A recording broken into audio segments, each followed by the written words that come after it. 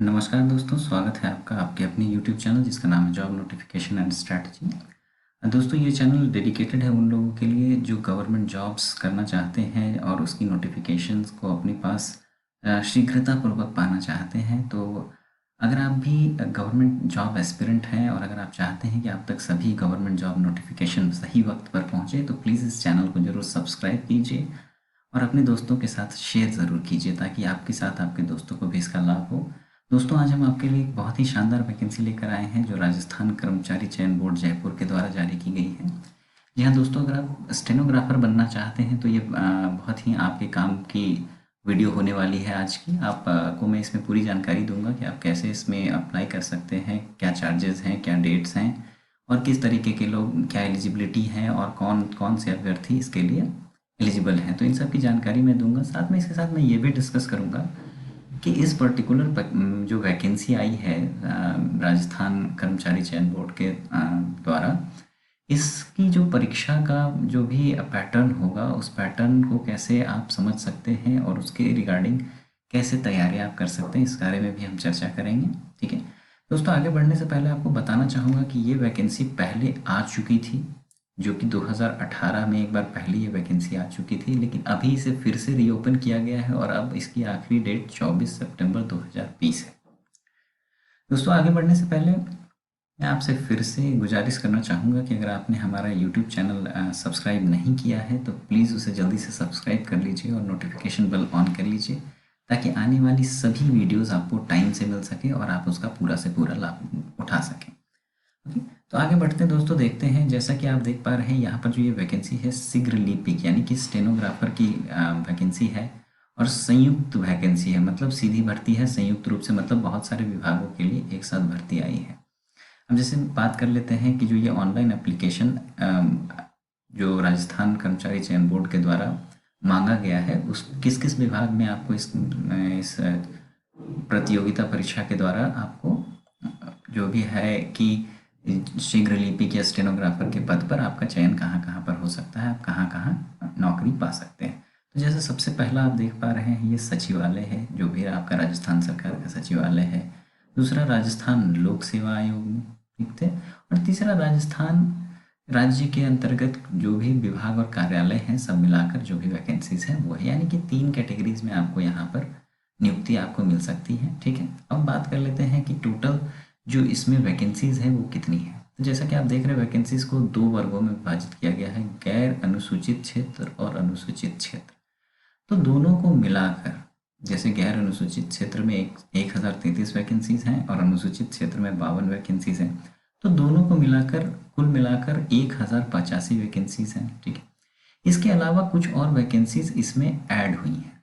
ठीक है, इसके लिए मैं इसकी जो विस्तृत नोटिफिकेशन है, जो डिटेल नोटिफिकेशन है, मैं डिस्क्रिप्शन में डाल दूंगा, आप वहाँ से डाउनलोड कर सकते हैं। मैं इसका लिंक आपको वहाँ दे दूंगा, आप वहाँ से डाउनलोड कर सकते हैं। साथ ही में राजस्थान कर्मचारी चयन बोर्ड जयपुर का भी जो लिंक है नोटिफिकेशन का और ऑनलाइन एप्लीकेशन का, वो भी वहाँ पर डाल दूंगा, ताकि आपको इस लिंक को ढूंढने में कोई ज़्यादा परेशानी ना हो और आप आसानी से आवेदन कर सकें। दोस्तों, अब जो आवेदन है वो ऑनलाइन फॉर्म में मांगा गया है। ठीक है, तो आपको ऑनलाइन फॉर्म में करना है। ठीक है, आप या तो खुद से कर सकते हैं घर पर, आप खुद से ये वेबसाइट ब्राउज कर सकते हैं, जैसे कि यहाँ पर देख रहे हैं आप, वेबसाइट लिखा है।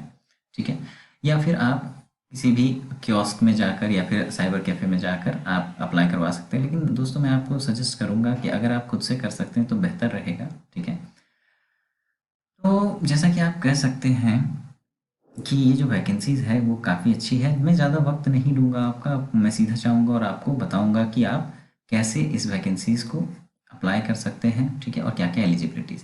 दोस्तों, लेकिन आगे बढ़ने से पहले मैं आपको एक सजेशन ज़रूर देना चाहूँगा कि किसी भी वैकेंसी का जो भी नोटिफिकेशन आपको यहाँ पर दिया जा रहा है या फिर किसी भी चैनल पे या कहीं पे भी दिया जा रहा है, आप उसकी प्रामाणिकता को ज़रूर जाँचें और आप ऑफिशियल नोटिफिकेशन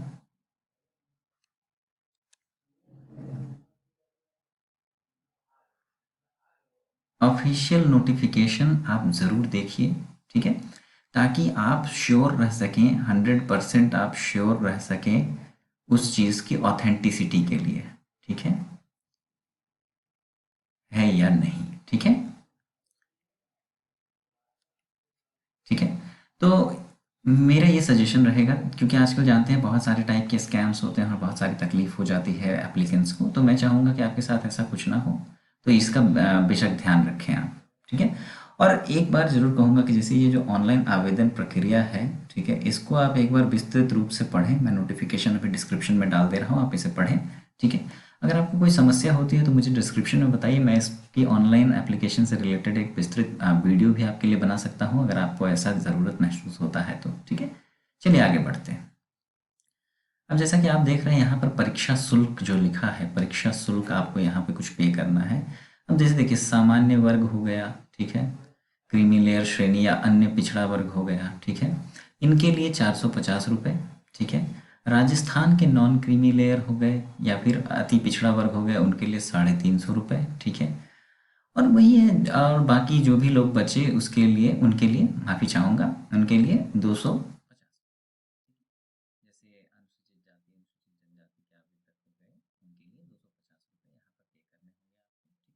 अब आप चाहे तो आप राज्य के समस्त ई मित्र कियोस्क की सुविधा भी ले सकते हैं, जन सुविधा केंद्र जो है उनका आप इस्तेमाल कर सकते हैं और आप आवेदन कर सकते हैं, ठीक है। लेकिन दोस्तों यहाँ पर आप एक बार अप्लाई कर देंगे तो फीस जमा होने के बाद वापस नहीं की जाएगी, आपकी इंस्ट्रक्शंस यहाँ दिया गया है। चलिए अब बात करते हैं जो आपका प्रवेश पत्र होगा। देखिए जैसे यहाँ लिखा हुआ है, प्रवेश पत्र जो होगा, ठीक है, जो भी आपका कम क्रमांक होगा, ठीक है, फीस जमा करने के बाद टोकन नंबर ध्यान रखें, टोकन नंबर का आपको यहाँ पर ध्यान रखना है, ठीक है। उपलब्ध संसाधनों एवं सुविधा के आधार प्रवेश पत्र संबंधी सूचना आवेदक के आपको ईमेल आईडी और मोबाइल नंबर पर भेजी जा सकती है, ठीक है। आपका एसएमएस आ सकता है या फिर आपके ईमेल पते पर भेजा जा सकता है, ठीक है।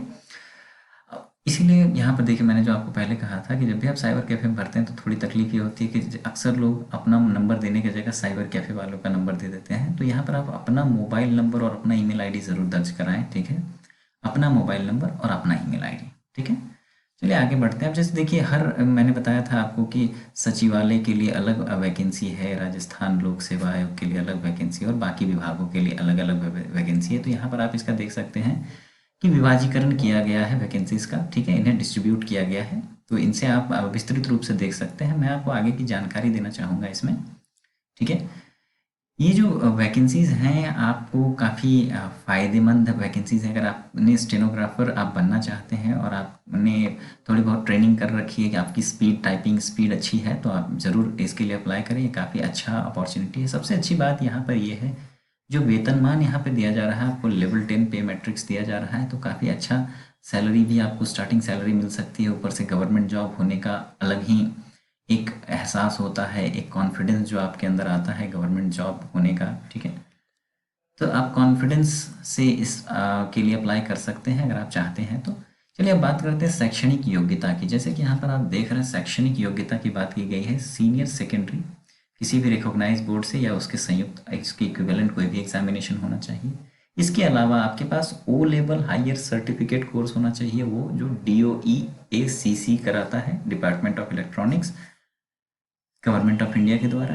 या फिर आपके पास सर्टिफिकेट कोर्स होना चाहिए कंप्यूटर कॉन्सेप्ट में, NIE-LIT न्यू दिल्ली के द्वारा जो कराया जाता है, ठीक है। या आपके पास computer operator and programming assistant या data preparation and computer software DPCS certificate होना चाहिए, ठीक है, नेशनल स्टेट काउंसिल का। या फिर वोकेशनल ट्रेनिंग स्कीम, जो भी कुछ भी आपके स्टेट में जो भी होता है वैसा आपके पास किया होना चाहिए, ठीक है।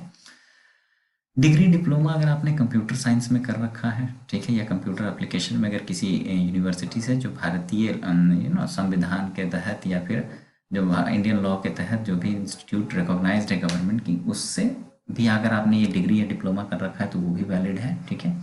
या फिर आपने सीनियर स्कूल सर्टिफिकेट में अगर आपने जो रिकॉग्नाइज बोर्ड से, आपने देश के किसी भी रिकॉग्नाइज बोर्ड से किया हुआ है, ठीक है, उसमें अगर आपने कंप्यूटर साइंस का विषय पढ़ा है, ठीक है, एक सब्जेक्ट की तरह, या कंप्यूटर एप्लीकेशन पढ़ा है एज वन सब्जेक्ट, तो वो भी एप्लीकेबल है, ठीक है। या फिर आप डिप्लोमा किया हुआ हो कंप्यूटर साइंस एंड इंजीनियरिंग में किसी भी पॉलिटेक्निक इंस्टीट्यूट से जो गवर्नमेंट ऑफ इंडिया से रिकॉग्नाइज है, तो वो भी मान्य है, ठीक है। इसके अलावा Rajasthan state certificate course in information technology, RSCIT, जो वर्धमान महावीर ओपन विश्वविद्यालय द्वारा कराया जाता है, कोटा द्वारा, अगर आपने वो भी कर रखा है तो वो भी यहाँ पर मान्य है। तो ये तो हो गई एजुकेशनल क्वालिफिकेशन की बात और शैक्षणिक योग्यता की बात। अब इसके अलावा एक और योग्यता आप में होनी चाहिए, वो है देवनागरी लिपि में लिखी हिंदी में कार्य करने का ज्ञान एवं राजस्थान की संस्कृति का ज्ञान। तो अगर आप देवनागरी भाषा का ज्ञान आपके पास है तो बेशक आप इसके लिए एलिजिबल हैं, और बाकी सारे जो भी कंडीशंस हैं इसमें एलिजिबिलिटी के, अगर आप उन सबको फुलफिल करते हैं तो आप बेशक इसके लिए अप्लाई करें और आप इसके लिए ज़रूर इस प्रतियोगिता परीक्षा में शामिल हों। इसके अलावा देखिए राष्ट्रीयता, तो आप जैसे कि भारत के नागरिक जो भी यहाँ पे लिखे हैं, जैसे नेपाल का प्रजाजन हो या भूटान का प्रजाजन हो, जो या ऐसे तिब्बत के शरणार्थी हों जो भारत, या फिर किसी भारत मूल के कोई भी व्यक्ति हो जो भारत में आए हों, ठीक है, जो यहाँ परमानेंट सेटल होने के रूप में आए हों, उनके लिए क्या है कि भारत सरकार के गृह एवं न्याय विभाग द्वारा पात्रता का वांछनीय प्रमाण पत्र प्रस्तुत करना होगा। ठीक है, उनके लिए ये बहुत ही ज़रूरी होगा। अब सबसे ज़रूरी चीज़ बात कर लेते हैं आयु की।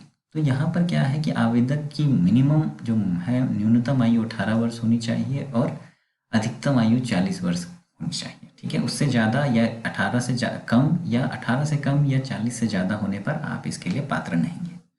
ठीक है, इसके अलावा कुछ उच्च उम्र सीमा में कुछ छूट भी दी गई है। ठीक है, जिसके बारे में आप विस्तृत रूप से नोटिफिकेशन में पढ़ सकते हैं। अगर कोई कन्फ्यूज़न हो तो नोटिफिकेशन पढ़ने के बाद आप मुझे डिस्क्रिप्शन में बताइए, ताकि मैं आपके लिए एक सेपरेट वीडियो इसके लिए बना दूँ।